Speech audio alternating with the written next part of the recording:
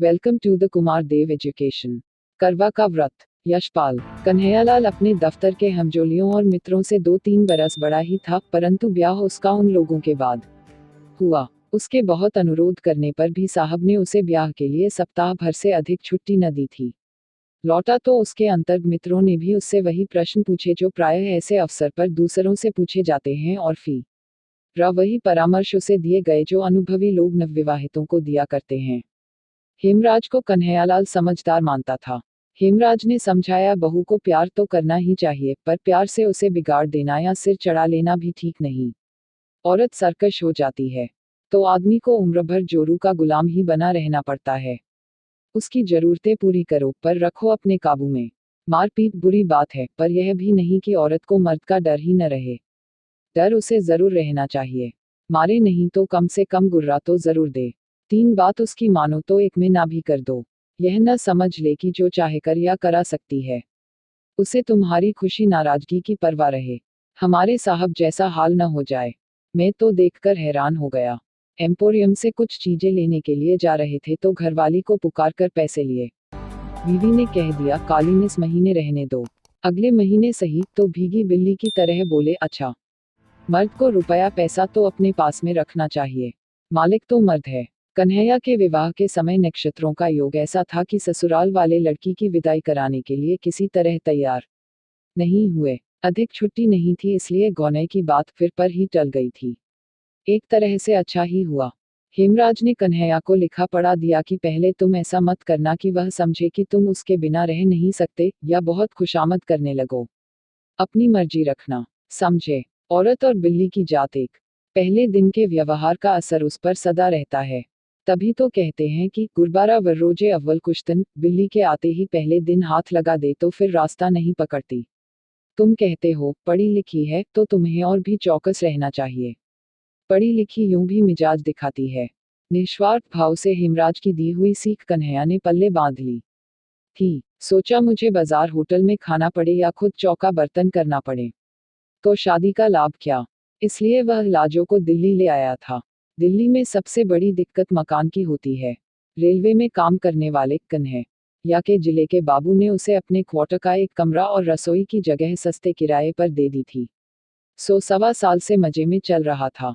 लाजवंती अलीगढ़ में 8वीं जमात तक पई थी। बहुत सी चीजों के शौक थे। कई ऐसी जो के भी जिन्हें दूसरे घरों की लड़कियों को या नई ब्याही बहुओं को करते देख मन मारकर रह जाना पड़ता था। उसके पिता और बड़े भाई पुराने ख्याल के थे। सोचती थी, ब्याह के बाद सही उन चीजों के लिए कन्हैया से कहती। लाजो के कहने का ढंग कुछ ऐसा था कि कन्हैया का दिल इनकार करने को न करता, पर इस ख्याल से कि वह बहुत सरकश न हो जाए, 2 बात मानकर तीसरी पर इनकार भी कर देता। लाजो मुंह फुला लेती। लाजो मुंह फुलाती तो सोचती कि मनाएंगे तो मान जाऊंगी, आखिर तो मनाएंगे ही। पर कन्हैया मनाने की अपेक्षा डांट ही देता। एक आध बार उसने थप्पड़ भी चला दिया। मनौती की प्रतीक्षा में जब थप्पड़ पड़ जाता तो दिल कटकर रह जाता और लाज अकेले में फूट फूट कर रोती। फिर उसने सोच लिया, चलो किस्मत में यही है तो क्या हो सकता है। वह हार मानकर खुद ही बोल पड़ती। कन्हैया का हाथ पहली 2 बार तो क्रोध की बेबसी में ही चला था, जब चल गया तो उसे अपने अधिकार और शक्ति का अनुभव होने लगा। अपनी शक्ति अनुभव करने के नशे से बड़ा नशा दूसरा कौन होगा। इस नशे में राजा देश पर देश समेटते जाते थे। जमींदार गांव पर गांव और सेठ मिल और बैंक खरीदते चले जाते हैं। इस नशे की सीमा नहीं। यह चस्का पड़ा तो कन्हैया के हाथ उतना क्रोध आने की प्रतीक्षा किए बिना भी चल जाते। मार से लाजो को शारीरिक पीड़ा तो होती ही थी, पर उससे अधिक होती थी अपमान की पीड़ा। ऐसा होने पर वह कई दिनों के लिए उदास हो जाती। घर का सब काम करती, बुलाने पर उत्तर भी दे देती। इच्छा न होने पर भी कन्हैया की इच्छा का विरोध न करती, पर मन ही मन सोचती रहती, इससे तो अच्छा है मर जाऊं। और फिर समय पीड़ा को कम कर देता। जीवन था तो हंसने और खुश होने की इच्छा भी फूट ही पड़ती और लाजो हंसने लगती। सोच यह लिया था, मेरा पति है, जैसा भी है मेरे लिए तो यही सब कुछ है। जैसे यह चाहता है वैसे ही मैं चलूं। लाजो के सब तरह अधीन हो जाने पर भी कन्हैया की तेजी बढ़ती ही जा रही थी। वह जितनी अधिक बेपरवाही और स्वच्छंदता लाजो के प्रति दिखा सकता, अपने मन में उसे उतना ही अधिक अपनी समझने और प्यार का संतोष पाता। ख्वार का अंत में पड़ोस की स्त्रियां करवा चौथ के व्रत की बात करने लगी। एक दूसरे को बता रही थी कि उनके मायके से करवे में क्या आया। पहले बरस लाजो का भाई आकर करवा दे गया था। इस बरस भी वह प्रतीक्षा में थी। जिनके मायके शहर से दूर थे, उनके यहाँ मायके से रुपये आ गए थे। कन्हैया अपनी चिट्ठी पत्री दफ्तर के पते से ही मंगाता था। दफ्तर से आकर उसने बताया, तुम्हारे भाई ने करवे के 2 रुपये भेजे हैं। करवे के रुपये आ जाने से ही लाजो को संतोष हो गया। सोचा, भैया इतनी दूर कैसे आते। कन्हैया दफ्तर जा रहा था तो उसने अभिमान से गर्दन कंधे पर टेढ़ी कर और लाड़ के स्वर में याद दिलाया, हमारे लिए सरघी में क्या क्या लाओगे। और लाजो ने ऐसे अवसर पर लाई जाने वाली चीजें याद दिला दी। लाजो पड़ोस में कहाई कि उसने भी सरघी का सामान मंगाया है। करवा चौथ का व्रत भला कौन हिंदू स्त्री नहीं करती। जन्म जन्म यही पति मिले, इसलिए दूसर व्रतों की परवाह न करने वाली पढ़ी लिखी स्त्रियां भी इस व्रत की उपेक्षा नहीं कर सकती। अवसर की बात, उस दिन कन्हैया लंच की छुट्टी में साथियों के साथ कुछ ऐसे काबू में आ गया कि 3.25 रुपये खर्च हो गए। वह लाजो का बताया सरघी का सामान घर नहीं ला सका। कन्हैया खाली हाथ घर लौटा तो लाजो का मन बुझ गया। उसने गम खाना सीखकर रूठना छोड़ दिया था, परंतु उस सांझ मुंह लटक ही गया। आंसू पोंछ लिए और बिना बोले चौके रतन के काम में लग गई।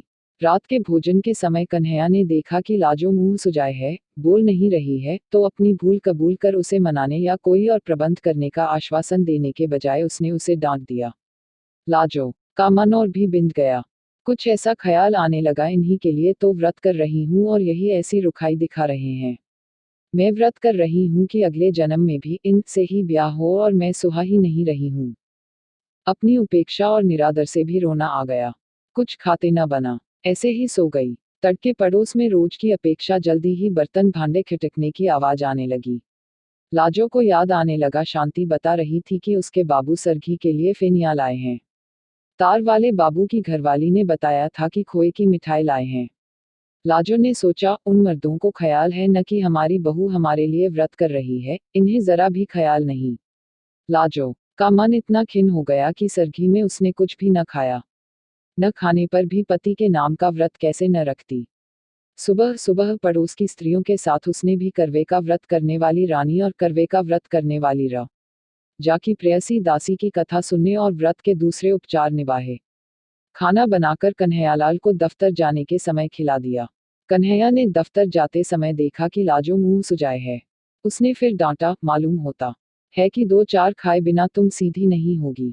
लाजो को और भी रुलाए आ गई। कन्हैया दफ्तर चला गया तो वह अकेली बैठी कुछ देर रोती रही। क्या जुल्म है, इन्हीं के लिए व्रत कर रही हूँ और इन्हें गुस्सा ही आ रहा है। जन्म जन्म ये ही मिले, इसीलिए मैं भूखी मर रही हूँ। बड़ा सुख मिल रहा है न, अगले जन्म में और बड़ा सुख देंगे। यही जन्म निभाना मुश्किल है रहा है। इस जन्म में तो इस मुसीबत से मर जाना अच्छा लगता है। दूसरे जन्म के लिए वही मुसीबत पक्की कर रही हूँ। लाजो पिछली रात भूखी थी, बल्कि पिछली दोपहर के पहले का ही खाया हुआ था। भूख के मारे कुड़मुड़ा रही थी और उस पर पति का निर्दयी व्यवहार। जन्म जन्म कितने जन्म तक उसे ऐसा ही व्यवहार सहना पड़ेगा, सोचकर लाजो का मन डूबने लगा। सिर में दर्द होने लगा तो वह धोती के आंचल सिर बांधकर खाट पर लेटने लगी तो झिझक गई, करवे के दिन बांध पर नहीं लेटाया बैठा जाता। वह दीवार के साथ फर्श पर ही लेट रही। लाजो को पड़ोसिनों की पुकार सुनाई दी। वे उसे बुलाने आई थी। करवा चौथ का व्रत होने के कारण सभी स्त्रियां उपवास करके भी प्रसन्न थीं। आज करवे के कारण नित्य की तरह दोपहर के समय सीने पिरोने काहरने बुनने का काम किया नहीं जा सकता था। करवे के दिन सुई, सलाई और चरखा छुआ नहीं जाता। काज से छुट्टी थी और विनोद के लिए ताश या जुए की बैठक जमाने का उपक्रम हो रहा था। वे लाजो को भी उसी का लिए बुलाने आई थी। सिर दर्द और मन के डैक के कारण लाजो जा नहीं सकी। सिर दर्द और बदन टूटने की बात कहकर वह टाल गई और फिर सोचने लगी, ये सब तो सुबह सरघी खाए हुए हैं। जान तो मेरी ही निकल रही है। फिर अपने डैखी जीवन के कारण मर जाने का ख्याल आया और कल्पना करने लगी कि करवा चौथ के दिन उपवास किए किए मर जाए तो इस पुण्य से जरूर ही यही पति अगले जन्म में मिले। लाजो की कल्पना बावली हो उठी।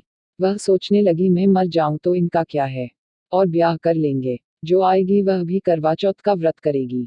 अगले जन्म में दोनों का इन्हीं से ब्याह होगा, हम सौतें बनेंगी। सौत का ख्याल उसे और भी बुरा लगा। फिर अपने आप समाधान हो गया, नहीं, पहले मुझसे ब्याह होगा। मैं मर जाऊंगी तो दूसरी से होगा। अपने उपवास के इतने भयंकर परिणाम की चिंता से मन अधीर हो उठा। भूख अलग व्याकुल किए थी। उसने सोचा, क्यों मैं अपना अगला जन्म भी बर्बाद करूं। भूख के कारण शरीर निढाल होने पर भी खाने को मन नहीं हो रहा था, परंतु उपवास के परिणाम की कल्पना से मन क्रोध से जल उठा। वह उठ खड़ी हुई। कन्हैयालाल के लिए उसने सुबह जो खाना बनाया था उसमें से बची 2 रोटियां कटोरदान में पड़ी थी। लाजो उठी और उपवास के फल से बचने के लिए उसने मन को वश में कर 1 रोटी रूखी ही खा ली और 1 गिलास पानी पीकर फिर लेट गई। मन बहुत खिन्न था। कभी सोचती, ठीक ही तो किया। अपना अगला जन्म क्यों बर्बाद करूं। ऐसे पड़े पड़े झपकी आ गई। कमरे के किवाड़ पर धम धम सुनकर लाजो ने देखा। रोशनदान से प्रकाश की जगह अंधकार भीतर आ रहा था। समझ गई, दफ्तर से लौटे हैं। उसने किवाड़ खोले और चुपचाप एक ओर हट गई। कन्हैयालाल ने क्रोध से उसकी तरफ देखा। अभी तक पारा नहीं उतरा। मालूम होता है झाड़े बिना नहीं उतरेगा। लाजो के दुखे हुए दिल पर और चोट पड़ी और पीड़ा क्रोध में बदल गई। कुछ उत्तर न दे वह घूमकर फिर दीवार के सहारे फर्श पर बैठ गई। कन्हैयालाल का गुस्सा भी उबल पड़ा। यह अकड़ है, आज तुझे ठीक कर ही दूं, उसने कहा और लाजो को बांह से पकड़ खींचकर गिराते हुए 2 थप्पड़ पूरे हाथ के जोर से ताबड़तोड़ जड़ दिए और हाँफते हुए लात उठाकर कहा, और मिजाज दिखा, खड़ी हो सीधी। लाजो का क्रोध भी सीमा पार कर चुका था। खींची जाने पर भी फर्श से उठी नहीं और मार खाने के लिए तैयार हो उसने चिल्लाकर कहा, मार ले, मार ले, जान से मार डाल, पीछा छूटे, आज ही तो मारेगा। मैंने कौन व्रत रखा है तेरे लिए जो जन्म जन्म मार खाऊंगी। मार, मार डाल। कन्हैयालाल का लात मारने के लिए उठा पांव अधर में ही रुक गया। लाजो का हाथ उसके हाथ से छूट गया। वह स्तब्ध रह गया। मुंह में आई गाली भी मुंह में ही रह गई। ऐसे जान पड़ा कि अंधेरे में कुत्ते के धोखे जिस जानवर को मार बैठा था उसकी गुर्राहट से जाना कि वह शेर था, या लाजो को डांट और मार सकने का अधिकार एक भ्रम ही था। कुछ क्षण वह हाँफता हुआ खड़ा सोचता रहा और फिर खाट पर बैठकर चिंता में डूब गया। लाजो फर्श पर पड़ी रो रही थी। उस ओर देखने का साहस कन्हैयालाल को न हो रहा था। वह उठा और बाहर चला गया। लाजो फर्श पर पड़ी फूट फूट कर रोती रही। जब घंटे भर रो चुकी तो उठी। चूल्हा जलाकर कम से कम कन्हैया के लिए खाना तो बनाना ही था। बड़े बेमन उसने खाना बनाया। बना चुकी तब भी कन्हैयालाल लौटा नहीं था। लाजो ने खाना ढंक दिया और कमरे के किवाड़ उड़काकर फिर फर्श पर लेट गई। यही सोच रही थी, क्या मुसीबत है जिंदगी, यही झेलना था तो पैदा ही क्यों हुई थी। मैंने क्या किया था जो मारने लगे। किवाड़ों के खुलने का शब्द सुनाई दिया। वह उठने के लिए आंसुओं से भीगे चेहरे को आंचल से पोंछने लगी।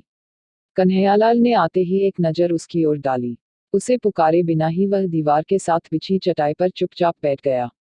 कन्हैयालाल का ऐसे चुप बैठ जाना नई बात थी, पर लाजो गुस्से में कुछ न बोल रसोई में चली गई।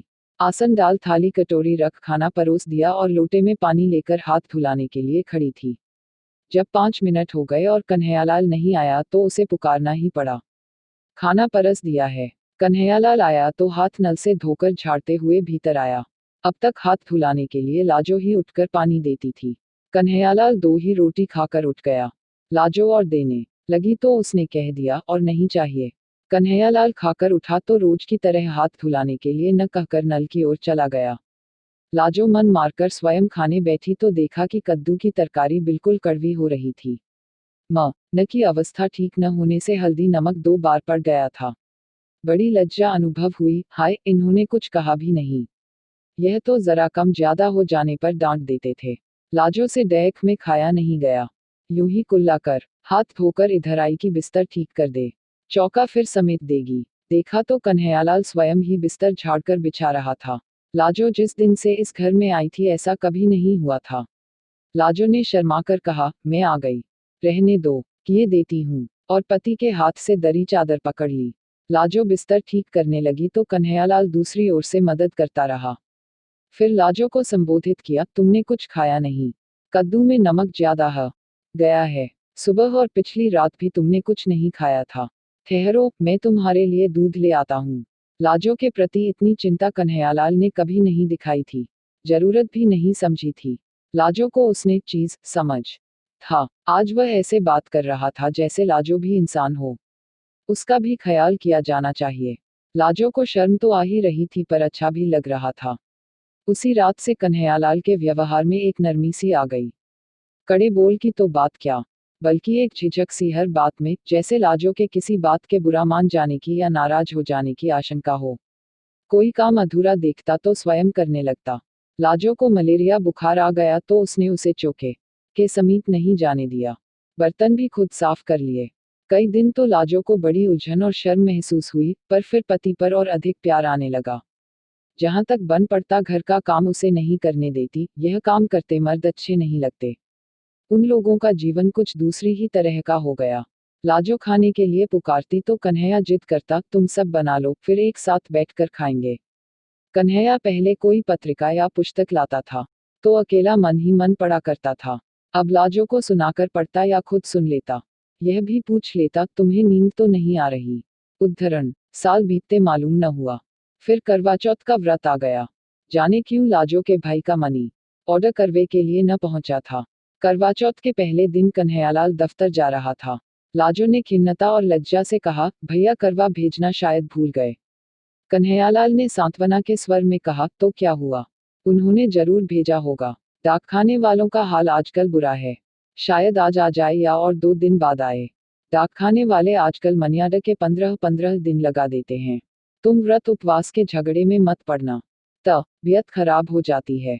यूं कुछ मंगाना ही है तो बता दो, लेते आएंगे, पर व्रत उपवास से होता क्या है? सब ढकोसले हैं। वाह, यह कैसे हो सकता है?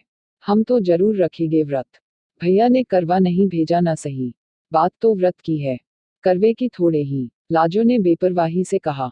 संध्या समय कन्हैयालाल आया तो रुमाल में बंधी छोटी गांठ लाजो को थमाकर बोला, लो फिनी तो मैं ले आया हूँ, पर व्रत के झगड़े में नहीं पड़ना। लाजो ने मुस्कुराकर रुमाल लेकर अलमारी में रख दिया। अगले दिन लाजो ने समय पर खाना तैयार कर कन्हैया को रसोई से पुकारा, आओ खाना परस दिया है। कन्हैया ने जाकर देखा, खाना एक ही आदमी के लिए परोसा था, और तुम। उसने लाजो की ओर देखा। वाह, मेरा तो व्रत है। सुबह सरगी भी खा ली। तुम अभी सो ही रहे थे। लाजो ने मुस्कुराकर प्यार से बताया। यह बात तो हमारा भी व्रत रहा। आसन से उठते हुए कन्हैयालाल ने कहा। लाजो ने पति का हाथ पकड़कर रोकते हुए समझाया, क्या पागल हो, कहीं मर्द भी करवा चौथ का व्रत रखते हैं? तुमने सरगी कहाँ खाई? नहीं नहीं, यह कैसे हो सकता है? कन्हैया नहीं माना, तुम्हें अगले जन्म में मेरी जरूरत है तो क्या मुझे तुम्हारी नहीं है? या तुम भी व्रत न रखो आज? लाजो पति की ओर कातर आंखों से देखती हार मान गई। पति के उपासे दफ्तर जाने पर उसका हृदय गर्व से फूला नहीं समा रहा था। Thanks for watching. Like, share and subscribe.